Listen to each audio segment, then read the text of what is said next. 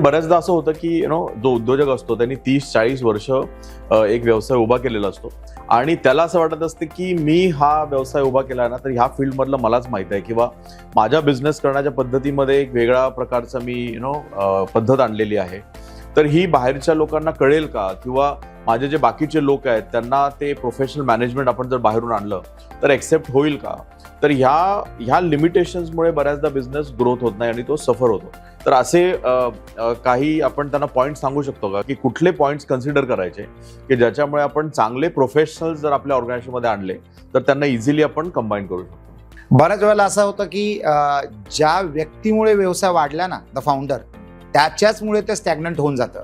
कारण तो इमोशनल थिंकिंगमध्ये जातो, इगोइस्टिक थिंकिंगमध्ये जातो की बाबा माझ्यापेक्षा हुशार लोक जर माझ्या संस्थेमध्ये आले तर बाकी लोक माझ्याबद्दल काय विचार करतील किंवा मी काय करायचं जर माझ्यापेक्षा स्मार्ट लोक आले तर अनेक असे उद्योग असतात ज्यांचं मार्केटमध्ये त्यांच्या प्रोडक्टच्या किंवा सर्व्हिसची जबरदस्त डिमांड असते तरी ते प्रोग्रेस करत नाही. कारण ते जुने यंत्रणा घेऊन चाललेले आहेत आणि त्यांना स्वतःच्याच प्रश्नांची उत्तरं मिळत नाही की मी काय करावं.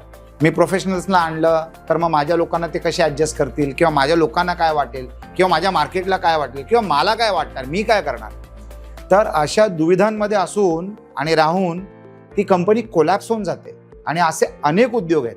तर मला असं वाटतं प्रत्येक फाउंडरनी सेकंड लेअर क्रिएट करणं गरजेचं आहे. आता माझ्याकडे एक चांगली ऑपॉर्च्युनिटी आलेली फॉर इन्व्हेस्टिंग. त्यांचा यॉटचा बिझनेस आहे, यॉट, आणि ते यॉट कसं चालवायचं, वॉटर स्पोर्ट्स कसे घडवायचे, त्याचे तुम्ही कॉर्पोरेट ट्रेनिंग कशी करू शकतात, याचा फार यशस्वी बिझनेस आहे. साधारणतः 20-25 कोटी रुपये त्या बिझनेसमध्ये त्यांचे इन्व्हेस्ट झालेले आहेत, त्यांचे आणि त्यांच्या इन्व्हेस्टर्सचे. मी त्यांना पहिला प्रश्न विचारला, तुमचं वय किती? तर एक व्यक्ती, जोडपं आहे, नवरा बायको आहेत. नवरा साधारणतः 65 वर्षाचा आहे आणि बायको साधारणतः 62 वर्षाची आहे. कायाकिंग त्याला म्हणतो आपण, कायाकिंग असतात ना, कायाकिंग बोट, त्या बोट्स वगैरे भरपूर आहेत त्यांच्याकडे आणि त्यांचं ऑपरेशन्स आहे मुंबई आणि गोव्याला. हा एक असा व्यवसाय ना ज्याच्यामध्ये अकल तर लागतेच पण ताकद सुद्धा लागते आणि ताकद आपल्या वयाच्या मनाने कमी होत जाते. म्हणजे जसं आपण वयस्कर होत जातो तशी आपली फिजिकल ताकद कमी होत जाते. हा एक प्रॅक्टिकल विषय आहे. मी जेव्हा त्यांना विचारलं की तुमची सेकंड लाईन ऑफ मॅनेजमेंट कोण आहे, ते माझ्याकडे इन्व्हेस्टमेंटसाठी आलेले, सेकंड लाईन ऑफ मॅनेजमेंट कोण आहे, तर त्यांच्याकडे कोणच नव्हतं. मग मला तो बिझनेस फक्त 2 ते 5 वर्षाचाच दिसायला लागला. कारण अशा टाईपच्या बिझनेसमध्ये किंवा अनेक बिझनेसेसमध्ये जर सेकंड लाईन ऑफ मॅनेजमेंट आणि एक्झिक्युशन नसली तर that is a red flag for investors, that is a red flag for collaborators. आणि मग त्यांना मी हा प्रश्न विचारला की तुमच्याकडे असा कोणतरी एम्प्लॉय आहे का ज्याला आपण ओनरशिपच्या रोलमध्ये ट्रेन करू शकतो, तर त्याचं पण उत्तर नाही होतं. मग असं जर झालं ना तर those 2 founders are not founders, they are the only employees of the organisation. बाकी सगळं कॉन्ट्रॅक्टवर येतात आणि जातात कारण रिटेन्शन राहत नाही. तर you are the only 2 employees of the organisation, तर that is again a red flag.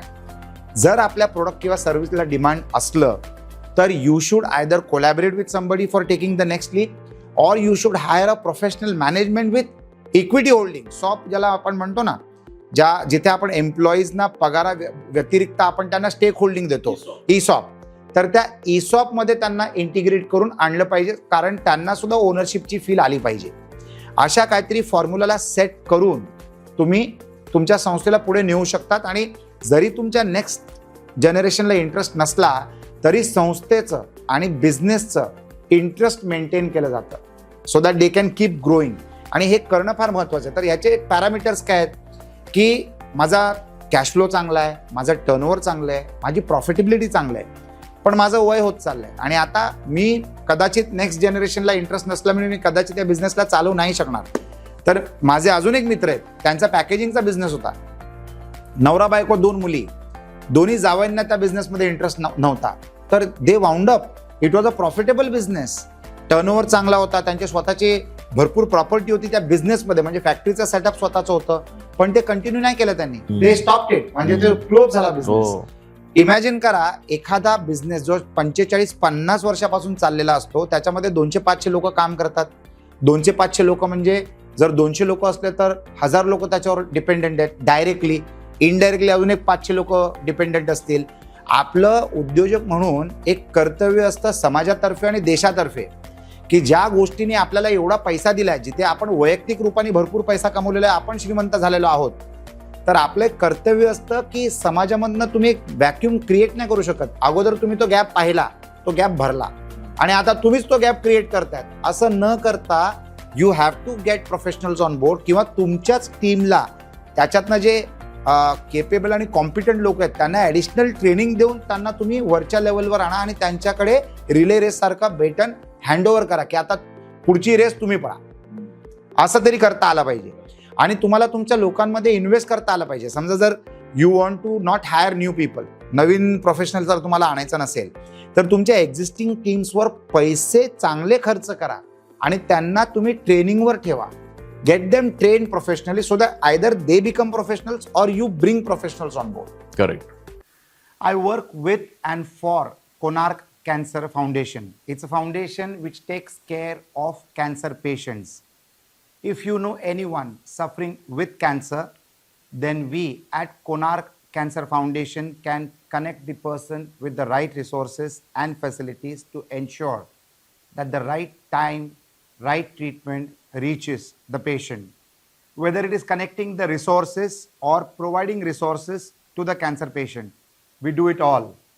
It also includes support for accommodation in the city of Mumbai. We are associated and connected and networked with the right resources, the right doctors, and the right hospitals. We can bring all of this on a table to you so that it is convenience for you. Whether it is guidance, whether it is medical support, or whether it is operating procedures, our team facilitates every activity required for the patient and the support required for the family. We also connect you to the right NGOs and donors to ensure that you also get financial support and aid to whatever extent possible to ensure that the treatment happens and the life is saved. If you know of anyone who is suffering with cancer, please connect with us. The details are mentioned in the content below. Konark Cancer Foundation is an NGO. It's a not-for-profit organization, and we have lots of volunteers which support this good deed. So get in touch with us and help us to save lives. You too can be a part of this movement. Konark Cancer Foundation. Thank you so much.